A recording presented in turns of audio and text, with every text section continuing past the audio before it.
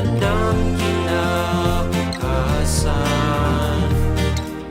Pag-abot sa pangarap, atin ang simulan. Palawakin at dagdagan ang ating kaalaman. Ang radyo ay gawing eskwelahan.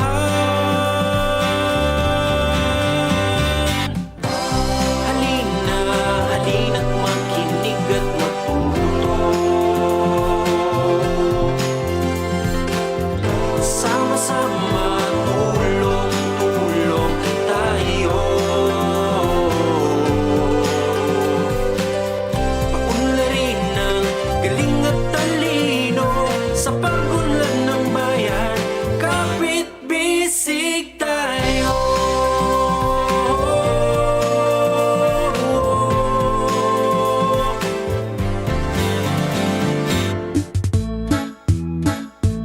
Deped Radyo Eskwela sa Isla, ang iyong kabady sa pagkatuto, ka-jam sa pagiging produktibo.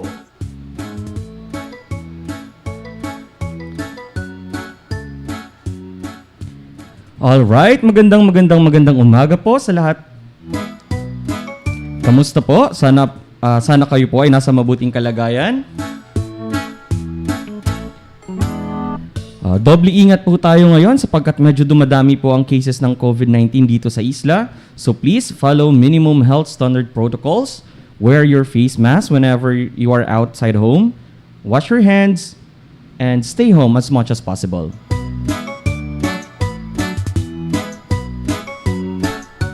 Okay, muli. Kayo ay nakatutok sa DWF-BFM 96.7 Radyo Periodiko, ang radyong paborito.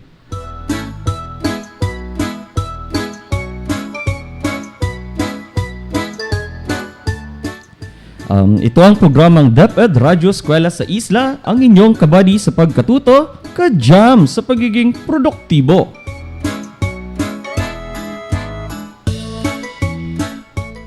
Alright, sa mga nakatutok po sa radyo at FB Live, ako po ang makakasama ninyo ngayong umaga. Ako pong muli si Sir Axel James Thomas, guro mula sa Catanduanes National High School. Inaanyayahan ko po ang lahat na tumutok at makinig, lalong-lalo na ang ating mga mag-aaral sa ikawalong baitang o grade 8 sapagkat ngayong araw ang ating radio lessons ay ang mga sumusunod: Science 8 and Mathematics 8. Kaya naman mga mahal naming estudyante, ihanda na ang inyong mga sarili, halina, makinig at matuto.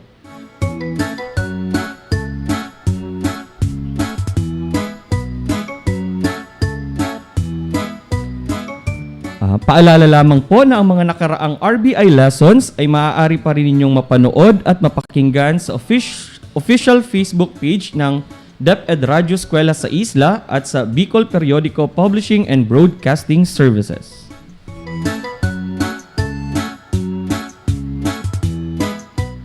Ngayong araw, atin pong makakapanayam si Ma'am Mary Febriquillo, Senior Education Program Specialist upang talakayin ang Brigada Pagbasa.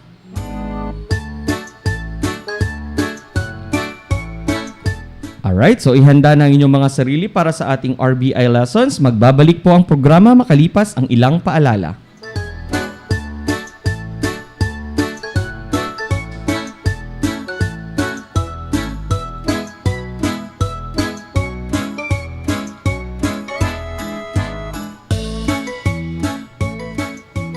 Do you know that your hands may be COVID-19 carriers? Stop the spread of COVID-19 and keep yourself and your family safe from this dreaded virus. Make it a habit to always wash or sanitize your hands. This small act can save you big time. A simple reminder from Schools Division Office of Catanduanes and this station. Tambak-tambak ang gawain ngunit walang natatapos sa takdang oras. Narito ang ilang mga tips na maaaring makatulong sa iyo. Una, itala ang mga bagay na kailangang gawin. Pangalawa, itakda ang mga prioridad o dapat unahin. Pangatlo, planuhin ang oras para sa mga kinakailangang isagawa. Sunod, sundin ang ginawang schedule at iwasan ang hindi kaugnay na gawain. At ang panghuli, dagdagan ang pagsisipag at pagsusumikap. Ang oras kapag lumipas ay di na maaaring balikan. Kaya naman mahalagang maging matalino sa paggamit nito. Isang paalala mula sa SDO Catanduanes at ng himpilang ito.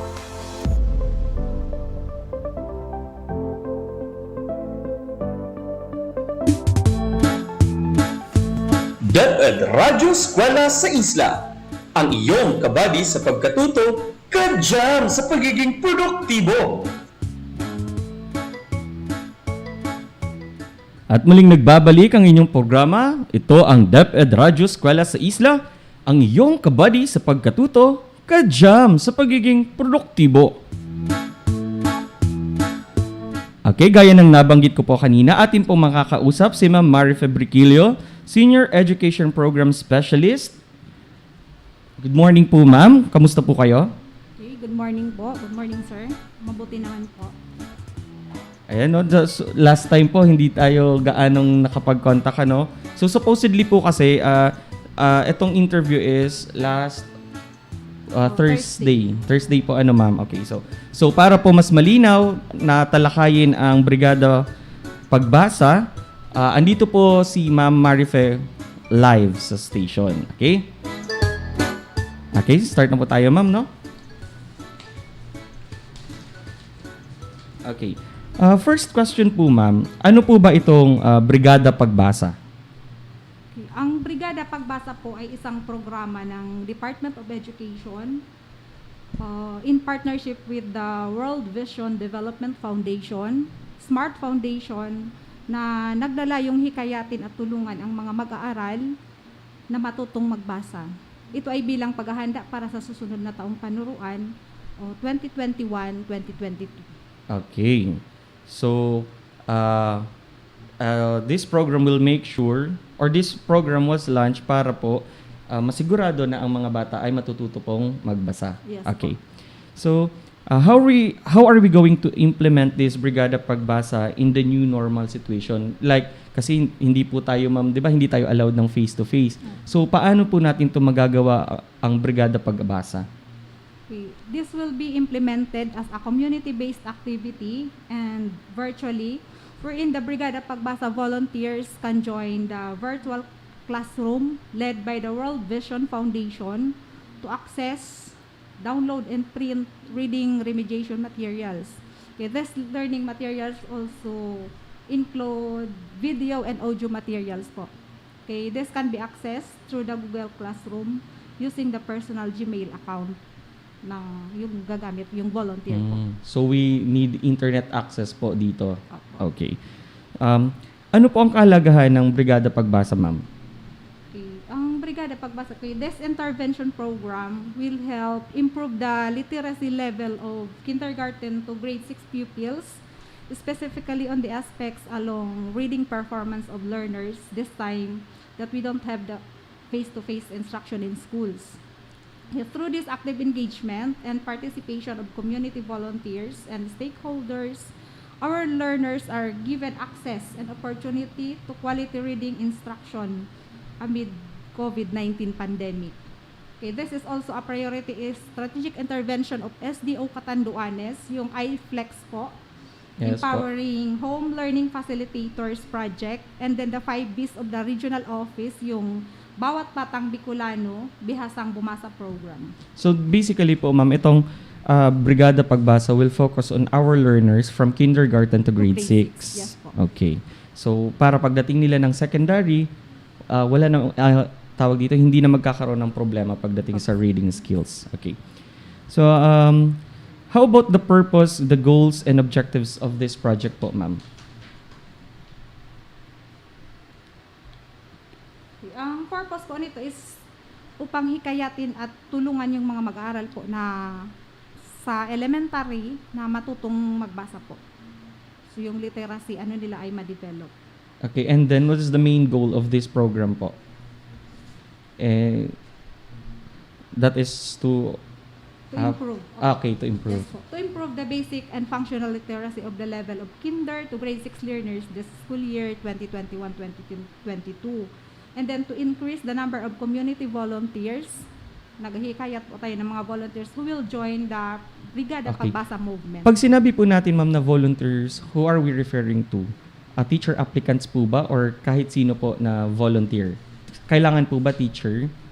Pwede po ang teacher applicants, yung kahit po education graduate na hindi pa siya nakapasa, yung LSA po natin, pwede silang maging volunteers, mga Okay. learning support aides. Pwede Okay. din po yung teachers, mga private individuals. Okay, thank you. Who initiated this project po, the Brigada Pagbasa? Is this a program from the Deped or dito lang po sa atin sa Isla? Last year po, nilaunch po ito ng DepEd Central Office in partnership with the World Vision Development Foundation. Implemented po within the Philippines. Okay, so nationwide po ito, ma'am. Nationwide po. Okay.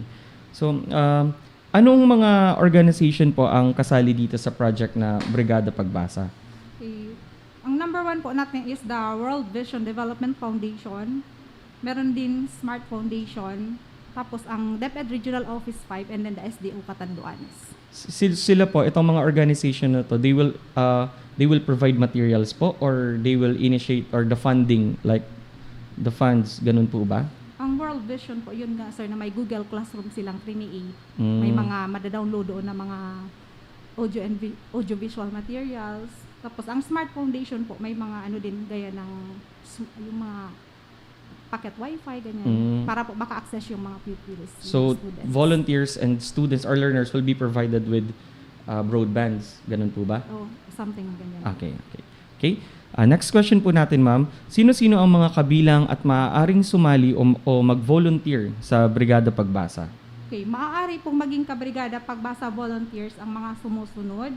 Yung mga miyembro po ng Parents Teachers Association, Alright, PTA. PTA, officials and members. Yung mga community professionals, maaari din po yung mga local government officials from provincial, municipal, and barangay. Pwede din po sila. Mga nagtapos ng kursong education, ngunit hindi let passer, Okay. mga learning support aides, teacher applicants, mga pribadong individual, business owners, and then yung mga non-government organizations, and then mga national government agencies din po. Okay. Doon po, ma'am, referring to our volunteers, ano po yung benefit na that they will gain from this program or from this project? Okay. Ang mga volunteers po ay mabibigyan ng certificate of recognition or appreciation from the regional office. This will be awarded during the Regional Stakeholders Appreciation Program.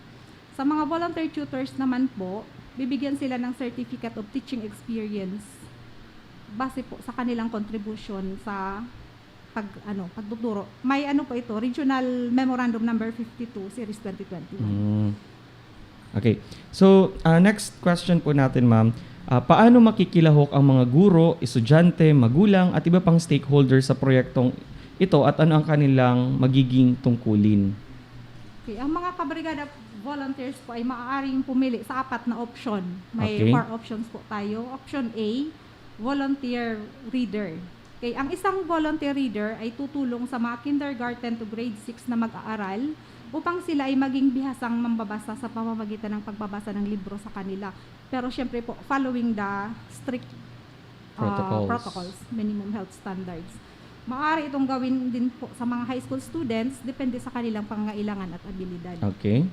For option B, volunteer tutor.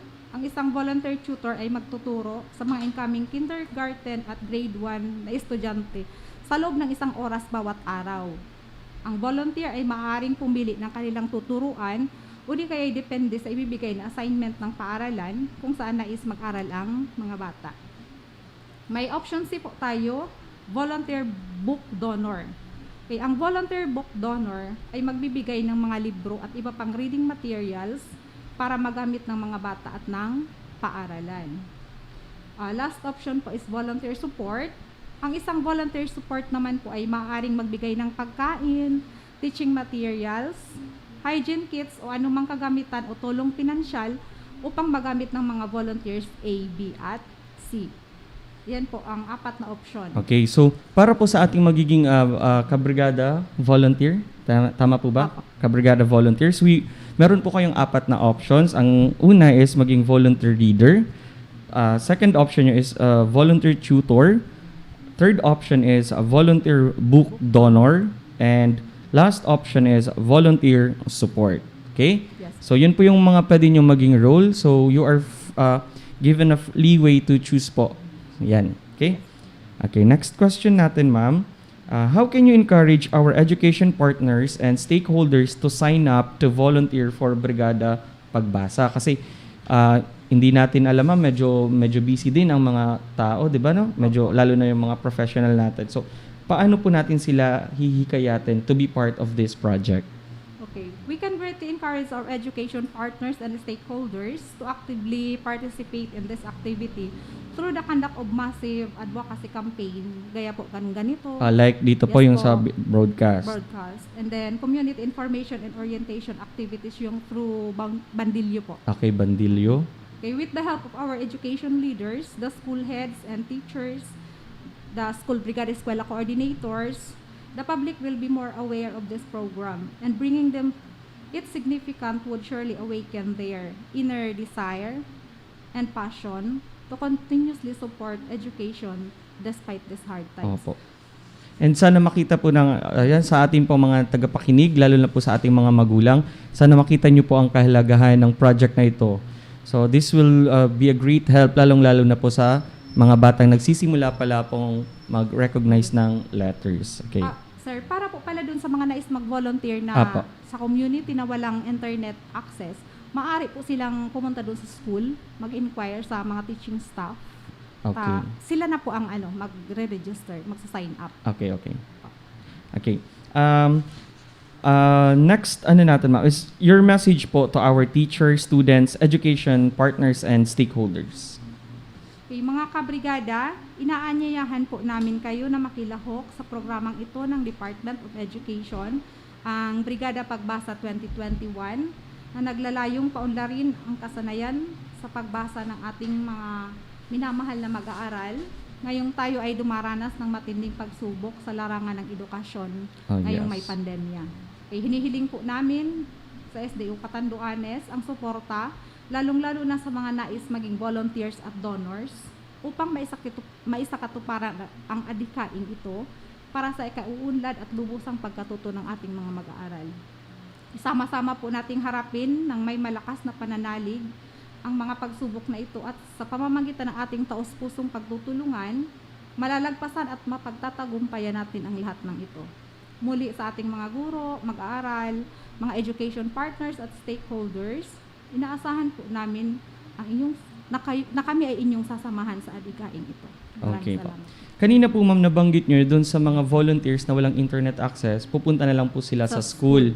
Okay. Paano naman po yung may mga access sa internet? Saan po nila makukuha yung link to register? At kailan po yung deadline ng pag-register? Mayroon po tayong link na binigay. Ang regional office lang po ang nakaka-control ng ng yung mga nagsa-sign up. Okay. Pero yung link po is http://bit.ly/all caps po Brigada Pagbasa Volunteers. Diyan po sila maaring mag-sign up. Na din po siya through a division memorandum. Okay. Nakalabas na po. Ang deadline po natin is sana ngayon na June 15. June 15. Kaya lang extended po sir ng regional office on June 17, 2021 until 12 midnight. Okay. So para po sa ating mga volunteers, ang deadline po ng registration is on June 17 until 12 midnight. So kung hindi nyo po nakuha yung link, kukunin ko na lang po kay ma'am yung link, and then ipopost ko po sa page ng Deped Radyo Eskwela sa Isla. Then you can visit and just click the link para po makapag-register kayo before June 17. Okay lang po ba, ma'am? Okay. Okay, so that's okay. Ay may sir, yung lahat po ng kabrigada volunteers na nag-sign up dito sa link hanggang 12 midnight ng June 17, may kailangan po nilang lumahok sa gaganaping regional orientation sa June 18 po. May ipapalabas na lang na advisory ang central ang regional office. Okay po. So for again, another reminder po, no, registration is until June 17 at 12 midnight, and regional orientation is on June 18.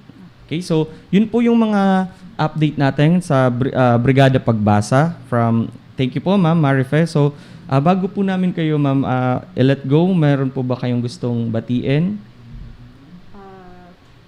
Sa SDO Catanduanes, sa ngalan po ng ating SDS, Ma'am Susan Culiano, ASDS Ma'am Maria Luisa de la Rosa, sa atin pong two chiefs, Sir Romel Petahen and Ma'am Jean Romero, sa Education Program Supervisor po namin sa SJOD, si Ma'am Arol Borja, and then lahat po ng shout out po sa mga taga-SJOD. Okay po. Alright, thank you so much po Ma'am.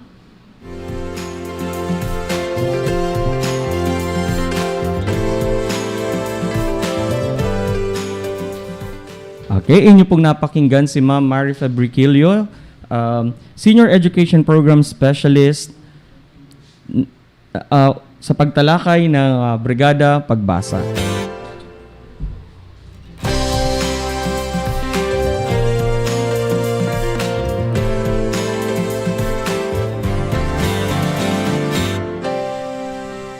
Okay, magbabalik po ang programang Deped Radyo Eskwela sa Isla pagkatapos ng ilang paalala.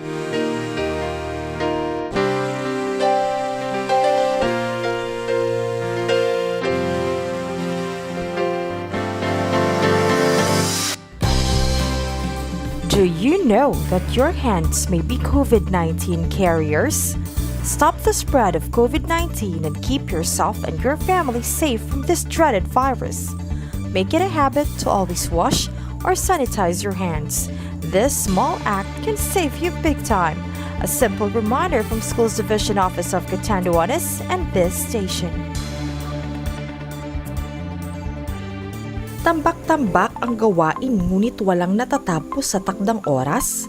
Narito ang ilang mga tips na maaaring makatulong sa iyo. Una, itala ang mga bagay na kailangang gawin. Pangalawa, itakda ang mga prioridad o dapat unahin. Pangatlo, planuhin ang oras para sa mga kinakailangang isagawa.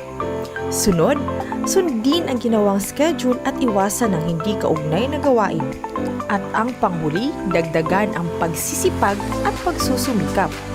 Ang oras kapag lumipas ay di na maaaring balikan. Kaya naman, mahalagang maging matalino sa paggamit nito. Isang paalala mula sa SDO Catanduanes at ng himpilang ito.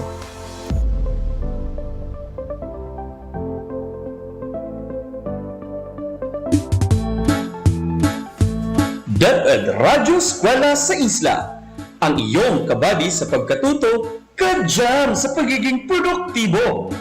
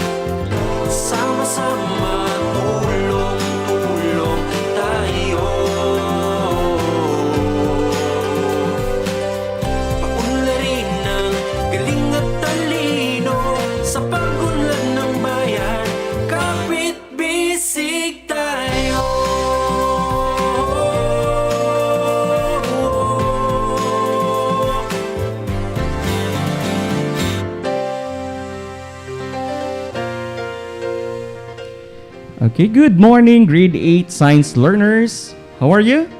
I hope you are feeling great. We are back again for another exciting episode of Learning in Science 8. Just sit back and be ready for we are about to begin. This is Deped Radyo Eskwela sa Isla, ang iyong kabady sa pagkatuto, ka-jam sa pagiging produktibo. I am Sir Axel, your host for today.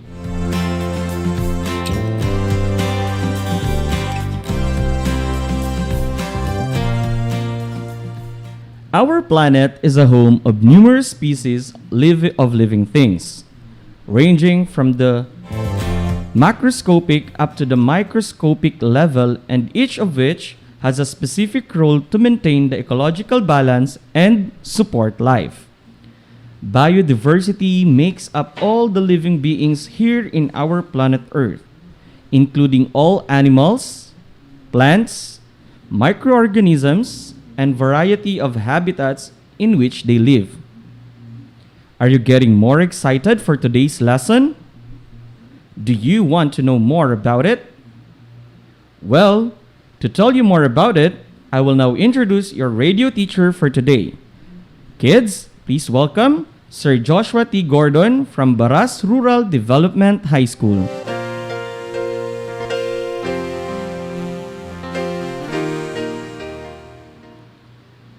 Good day, grade 8 students. I am Sir Joshua Gordon from Baras Rural Development High School, and I will be your radio teacher in Science 8 for today.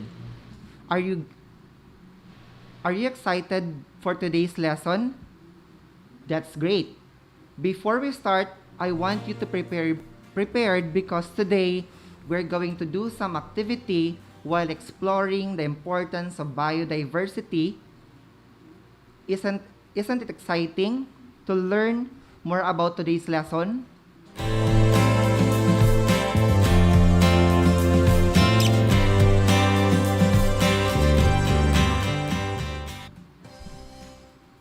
This time, let us have your Module 5 in Quarter 4, which is about biodiversity. Stay tuned and listen attentively for better understanding.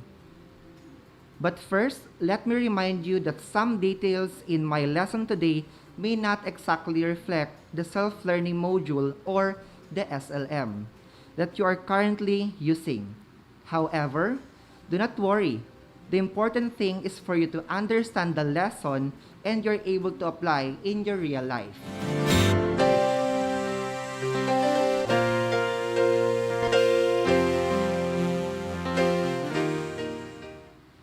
My dear students, do you know what's biodiversity is?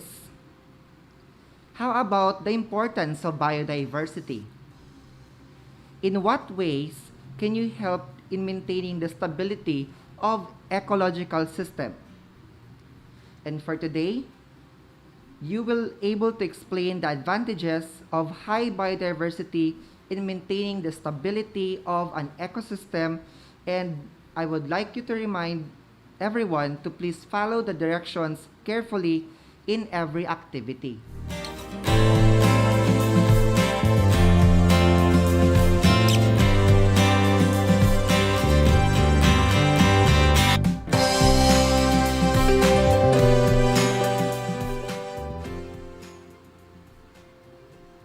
Are you ready to begin with our lesson? That sounds great. First, I would like to request everyone to get a ball pen and a paper for your 5-item true or false pretest. Please listen carefully as I read the questions while you write the answer on your paper. This is to test your prior knowledge. Answer true if the statement is correct and false if the statement is incorrect. Are you ready? Okay, let us begin. For question number 1, biodiversity means variety of life on Earth. True or false? You're right. The answer is true.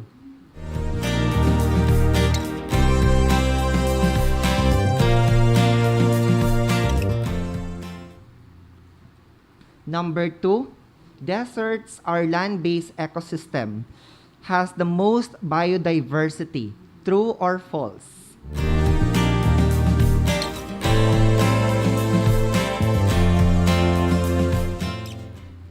Very good. The answer is false.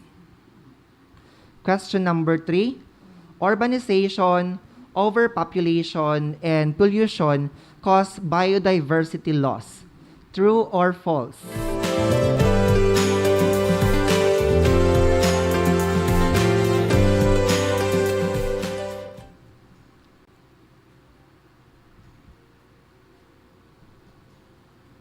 Correct. The answer is true. Question number 4. Genetic diversity refers to the difference in genetic makeup of each organism. True or false?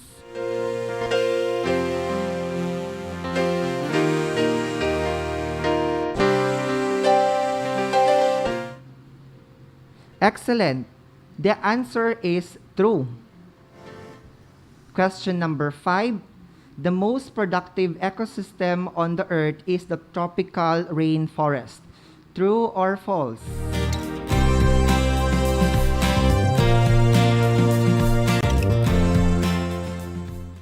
You're right. The answer is true.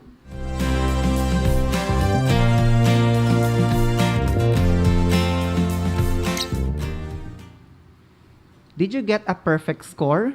If yes, very good. If no, that's okay. You will learn and understand these concepts better as we go along the topic. Just listen carefully in our lesson. You're going to know more about the concept as we unfold the science behind our lesson.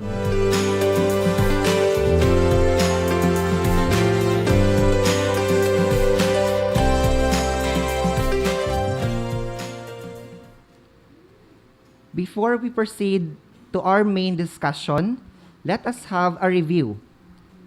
In your previous lessons, you'll learn that among different ecosystems, the rainforest has the highest land-based biodiversity. Rainforests have the high average rainfall, thus have lots of plants in them. This condition provides shelter, water, and food to many species that can let them survive drought or disaster, as well as competition with other species. This results to a stable ecosystem with lesser rate of species loss. The species in the ecosystem perform certain functions. The loss of one species affects other species in an environment. It can cause an ecological imbalance affecting the normal function and the interrelation of living things on Earth.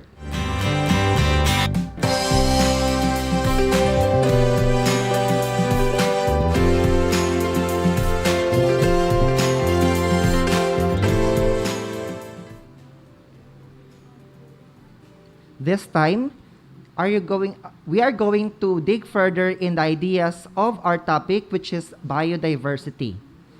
My dear grade 8 students, imagine we have 2 baskets of fruits. However, one basket contains different kinds of fruits, while the other basket has only one kind of fruit. Which basket looks better? Which basket will you choose? I think you will most probably choose the basket containing different kinds of fruits.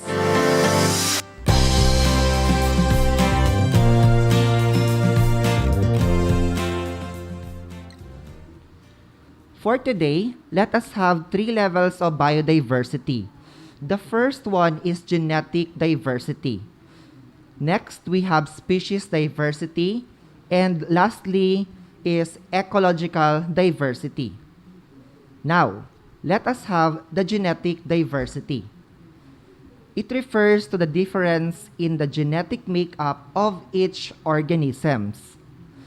Genes are segments of hereditary material that governs the inheritance of a particular trait from organism's parent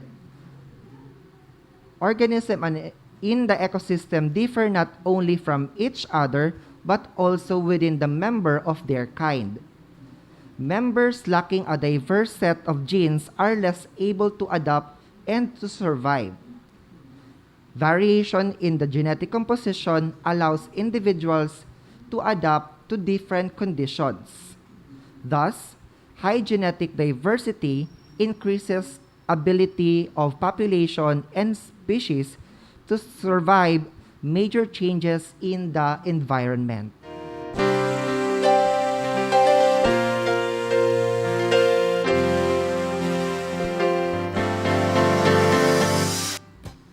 While species diversity is the difference within or between similar species, or with or between different species. Are you familiar with the different varieties of wildcat species, like lions, cheetahs, tigers, panthers, and cougar? These varieties all occupy different habitats because of their specific needs and adaptive traits.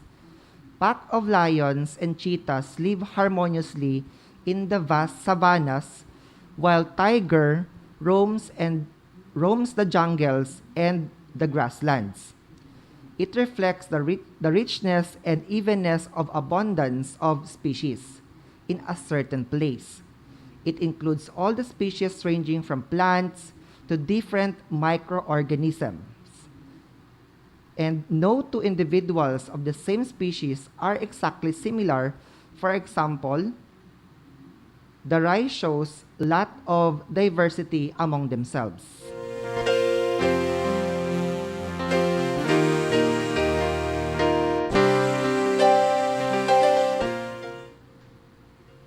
For the last one, we have the ecological diversity, which refers to the difference among the components and processes in an ecosystem or an environment. It is the diversity observed among the different ecosystems in a region. Ecosystem diversity includes the terrestrial ecosystem, known as the biomes, such as desert, rainforest, grassland, coniferous forest, tundra, savanna, as well as aquatic ecosystem like coral reefs, mangrove forest, vast seas, and lakes.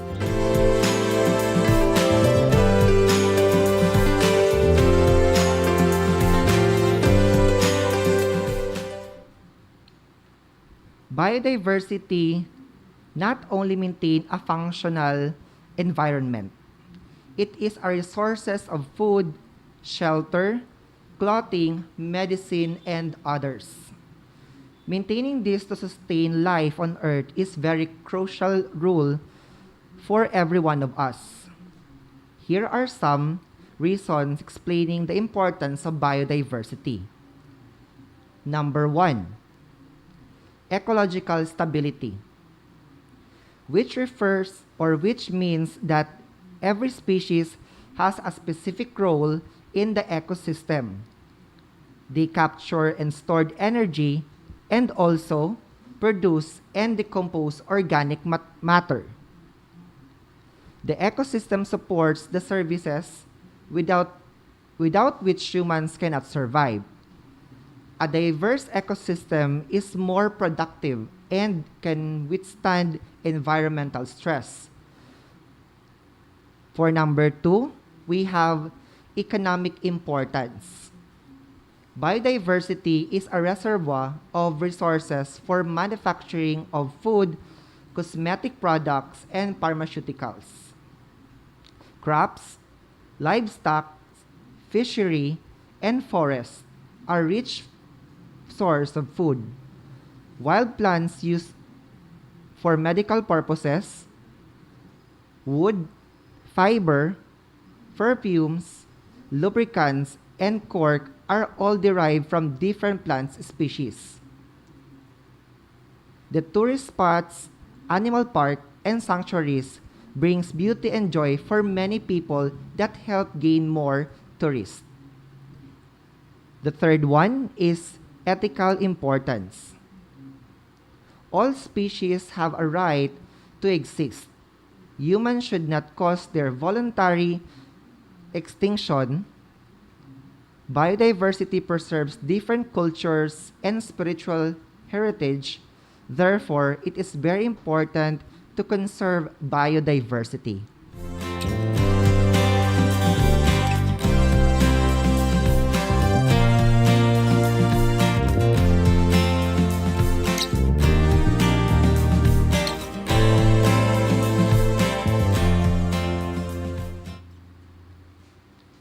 Imagine a place consists of numerous kinds of species like tropical rainforest or a coral reef. This kind of biodiversity is classified under high biodiversity, while places like rice field, corn plantation, and deserts may be highly populated but may not be diverse.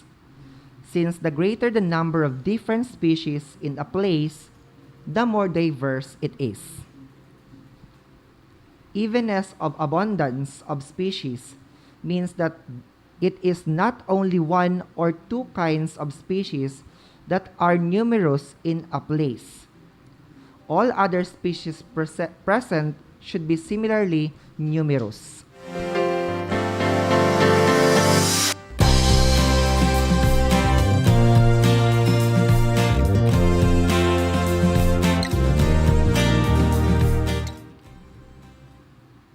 Why is it important to have a high biodiversity? So what is its advantage? Now, let us have the different advantages of high biodiversity. Number 1, increase ecosystem productivity. Each species in an ecosystem has a specific niche or role to play. Number 2, it supports a large number of plant species and therefore greater variety of crops. Number 3, protect freshwater resources. For number 4, it promotes soil formation and protection. 5, provide for nutrient storage and recycling. 6, aid in breaking down pollutants. Number 7, contribute to climate stability. Number 8, speed recovery from natural disasters. 9, it provides more food resources and provides more medical resources and pharmaceutical drugs. 10, offer environments for recreation and tourism. 11, plant species high biodiversity will aid in the growth of abundance of animal species which will feed on the plant species, thus maintaining stability between plant and animal species. Number 12, it promotes great variation of gene pool which will support the adaptation and evolution of new traits associated in species. And lastly, it is a great source of medicine, food, herbs, and meat for the benefits of human society.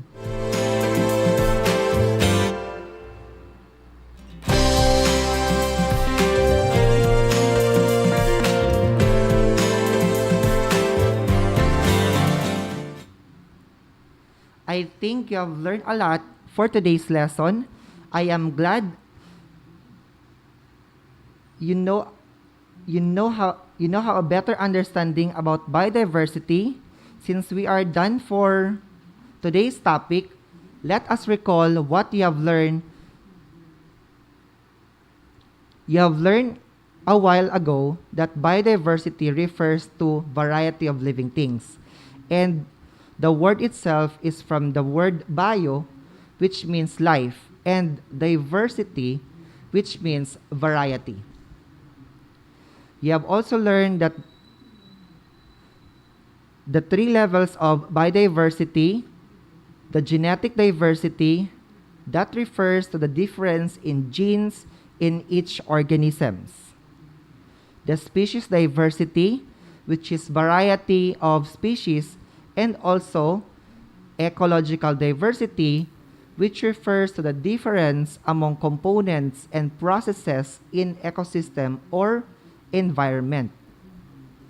You have also learned the importance and advantages of high biodiversity.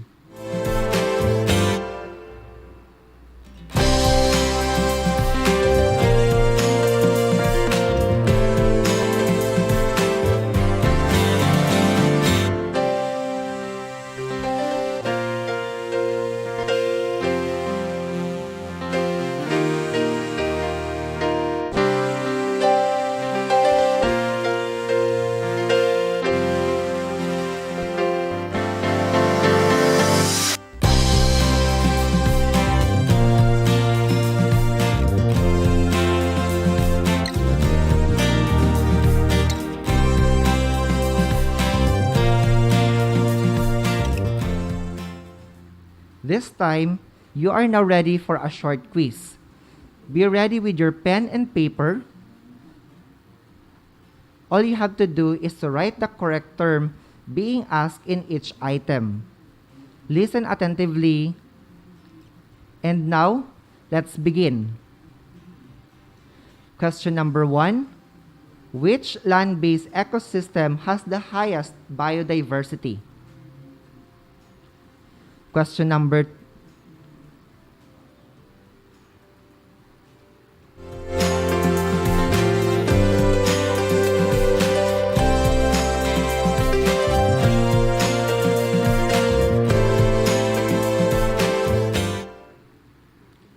Question number 2.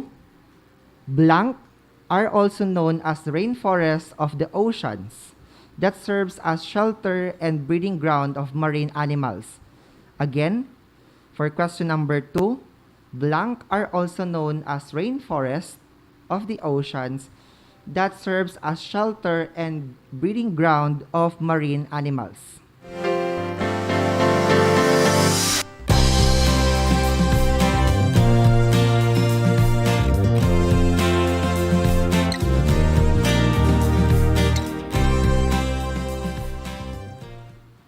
Question number 3. What diversity refers to all different genes containing all members of the population? Again, what diversity refers to all different genes containing all members of the population?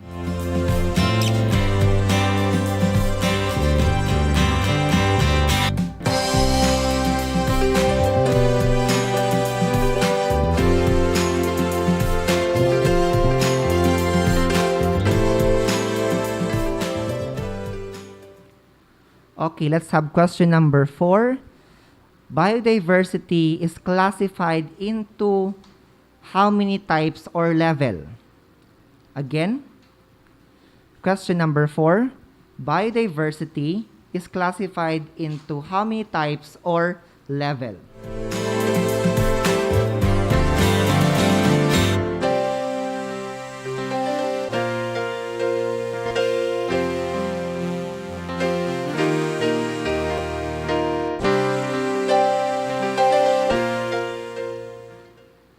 Okay, let's have question number 5. Which level of diversity shows variety of species? Again, which level of diversity shows varieties of species?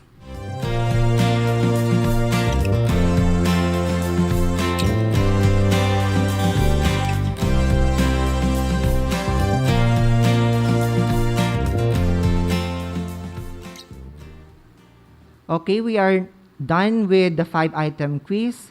Therefore, we shall proceed in checking your answer.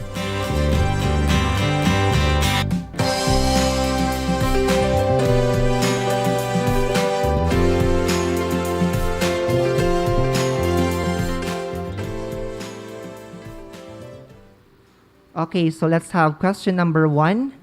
Which land-based ecosystem has the highest biodiversity? You're right. The answer is tropical rainforest.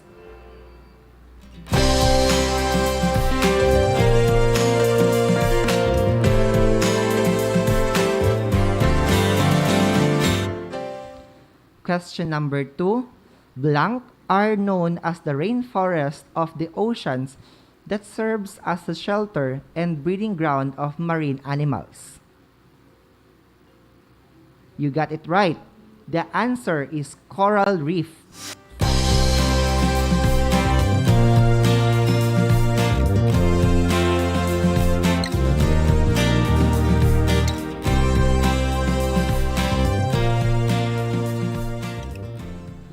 For question number 3, what diversity refers to all different genes containing all members of the population?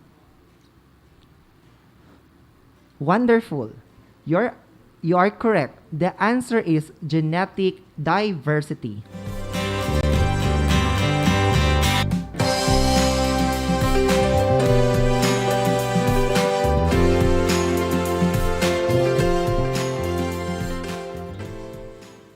Number 5, Number 4, biodiversity is classified into how many types of levels? Excellent. The answer is 3.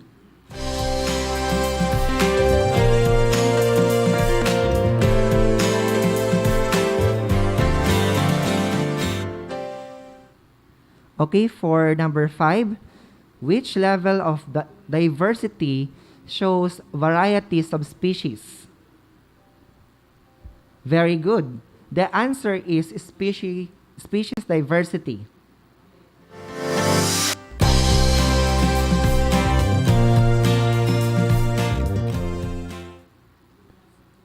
I bet you got all the correct answer. Job well done, grade 8 students.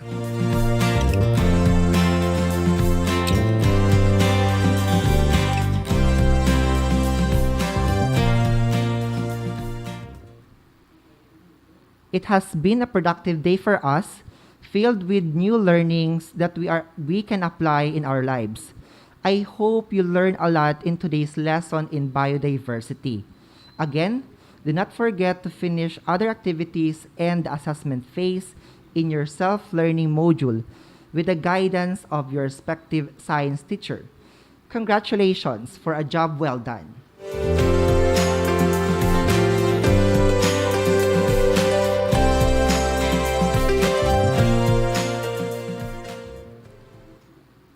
That's it for our adventure in science lesson today.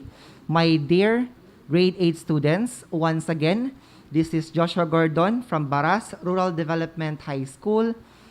Until our next session, thank you for listening.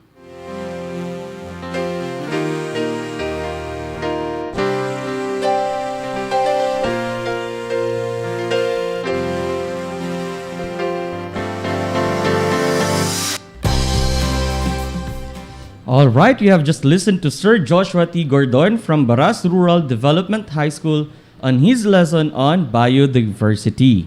That was really an informative discussion on the importance and advantages of biodiversity. In his discussion, we learned that there are 3 levels of biodiversity. The genetic diversity, which refers to variation of genes, species diversity, variation of species, and lastly, ecological diversity, which refers to variation of environment. Biodiversity is the heart of our planet and must be preserved as it is. All species have a right to exist, and it is our duty to preserve the balance to ensure a safe future of the planet and its species. Till next time mga kabady sa pagkatuto.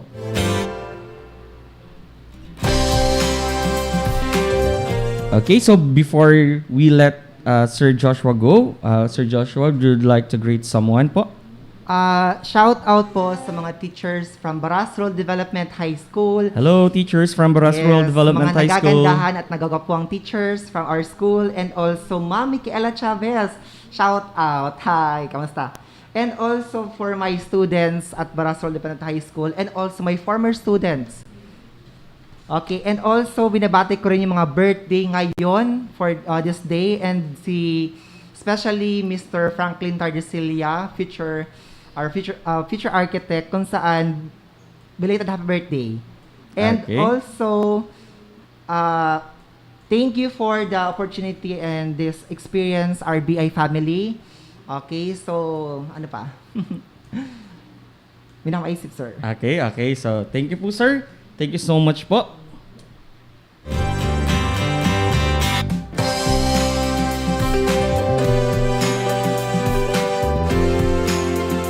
Okay, we will be back with one more RBI lesson. So please tune in.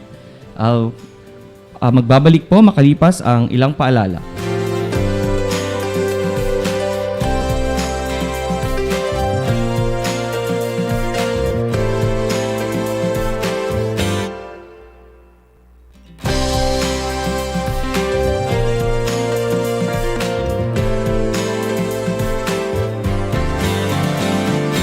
Do you know that your hands may be COVID-19 carriers?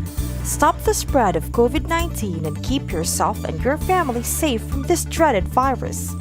Make it a habit to always wash or sanitize your hands. This small act can save you big time. A simple reminder from Schools Division Office of Catanduanes and this station.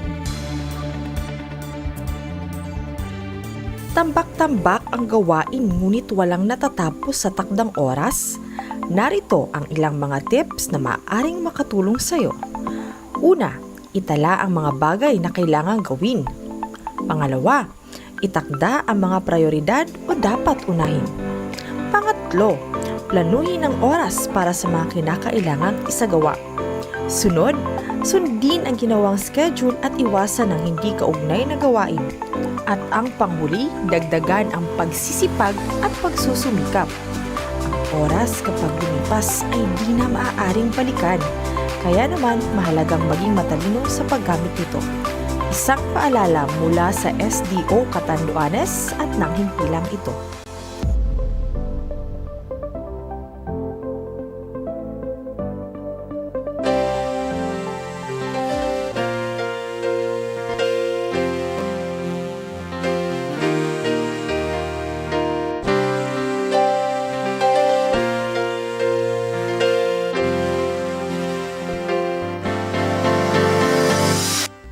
Edukasyon ang susi sa magandang kinabukasan. Pag-abot sa pangarap atin ang simulan.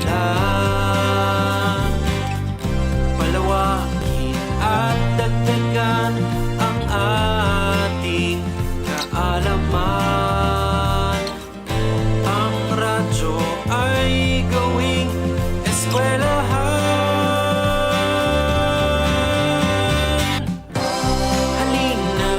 Halina't makinig at matuto. Sama-sama, tulong-tulong tayo. Paunlarin ng galing at talino sa pag-unlad ng bayan. Kapit-bisig tayo.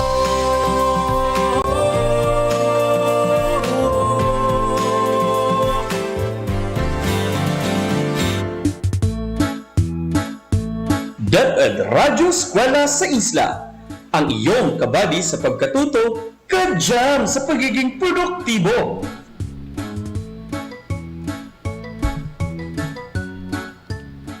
Okay, once again, good day, grade 8 students. Come and listen to our radio-based instruction in mathematics. Make sure that you are in a conducive place, free from any distraction, to better understand our lesson. Most importantly, prepare yourselves for the upcoming discussion. If you are ready, let us start.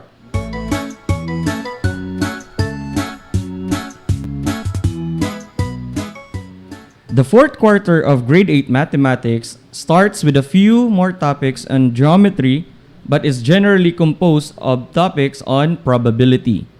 As this focuses on lessons which are generally different from the lessons in the first, second, and third quarter, our radio teacher will walk us through the definitions of some basic terms such as experiment, outcome, sample space, and event, and give us an overview of the basic knowledge and concepts of probability that will help us in surviving this quarter.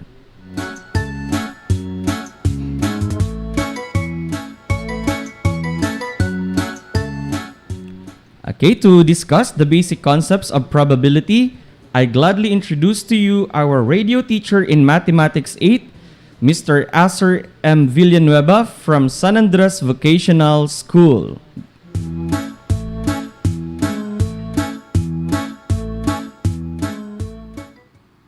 Good day, dear grade students. I am your radio teacher in mathematics for today, Mr. Acer M. Villanueva. As what Sir Axel said, today you will be learning the basic concepts of probability as one of your lessons for the fourth quarter in Mathematics 8. If you're not yet here in this lesson, it's alright. There's no problem if you still tune in and take this as an advanced and supplementary lesson.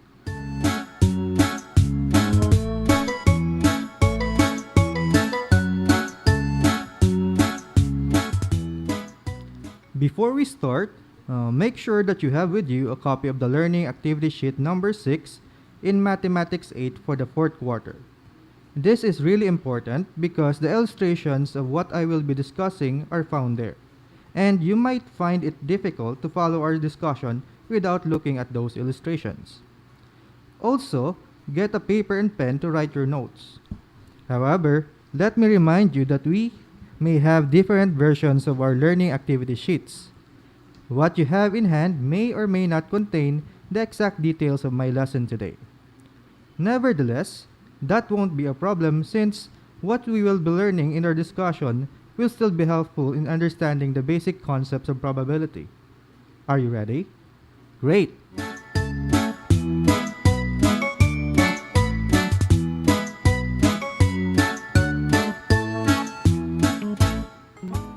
First, I would like to request everyone to get a paper and pen for a pretest. Let us check what you already know about our topic today. I have here a 5-question multiple choice test that you will answer at this moment. I want you to listen very carefully as I read to you the questions while you write the letter of your answer on your paper. Are you ready? Let us begin.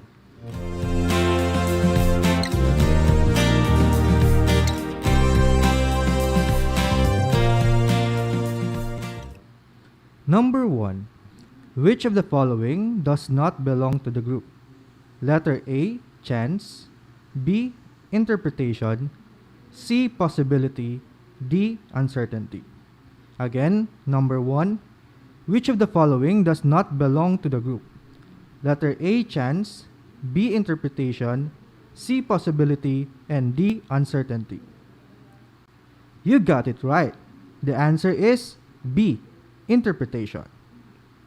Number 2. The local weather forecaster said there is a 20% chance of rain tomorrow. What is the probability that it will not rain tomorrow? A, 50%, B, 60%, C, 70%, and letter D, 80%. Again, for number 2, the local weather forecaster said there is a 20% chance of rain tomorrow. What is the probability that it will not rain tomorrow? A, 50%, B, 60%, C, 70%, and letter D, 80%. Correct. The answer is D, 80%. Number 3. Suppose you toss 2 fair coins once. How many possible outcomes are there? A, 1, B, 2, C, 4, D, 8. Again, number 3. Suppose you toss 2 fair coins once. How many possible outcomes are there? A, 1, B, 2, C, 4, and letter D, 8. You're right. The answer is C, 4. Number 4. How many outcomes are there in the event of getting an even number when rolling a die once? A1, B2, C3, D4. Again, number 4. How many outcomes are there in the event of getting an even number when rolling a die once? A1, B2, C3, D4. Yes, you're correct. The answer is C. We have 3. And number 5. Which of the following is defined as the set of all possible outcomes of an experiment? A. Sample space, B. Sample point, C. Event, and letter D. Collective. Again, number 5. Which of the following is defined as the set of all possible outcomes of an experiment? A. Sample space, B. Sample point, C. Event, and letter D. Collective. You got it right. The answer is A. Sample space. What score did you get? If you got a high score, that's awesome.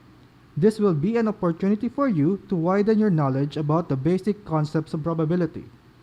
But if you got a low score, don't worry. Our lesson today will make you understand the explanations behind the answers in our multiple choice test.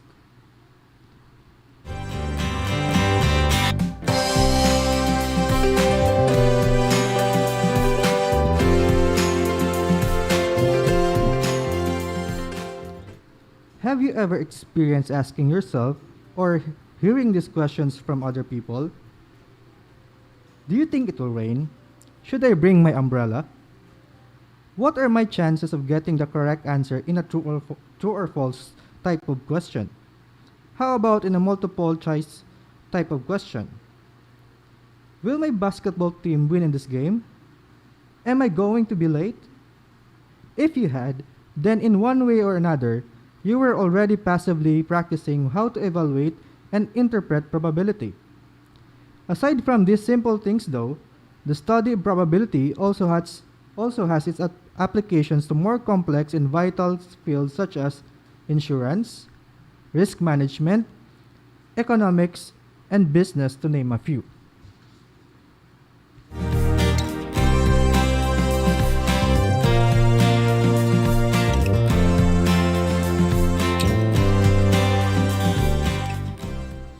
Now, let us start by defining the term probability first. What does probability mean? Do you have any idea? Okay, how about what are some words that comes into your mind when you hear the word probability? Alright, we have the words possibility, chance, likelihood, and certainty are some words